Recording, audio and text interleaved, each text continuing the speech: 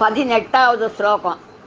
அக்ரே வக்னி பிருஷ்டே பானுः ராத்ரௌ சுபுக சமர்ப்பித ஜானுः करधलभिक्षस्तरुधलवासः तदपि न मुञ्चद्यासे वायुः भज गोविन्दं गोविन्दं भज மூடமதே. கரும் குளிர் நிலவும் இரவு நேரத்தில் அக்குளிரை போக்க வஸ்திரம் எதுவுமில்லாமல் முழங்காலில் மோவாய்க்கட்டையை வைத்தபடி கிடைத்த நெருப்பின் முன்னால் குளிர் காய்ந்து கொண்டிருக்கிறான். பகலில் வெயிலிலும் குளிர் காழ்வான். முழங்கால் நீட்டி படுக்க முடியவில்லை.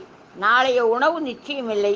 உணவு கிடைத்தாலும் பாத்திரங்கள் இல்லாமையால் கையில் பிச்சை வாங்கி சாப்பிடுவனாகவும் மரத்தடியில் வாசம் செய்பவனாகவும் இருக்கிறான்.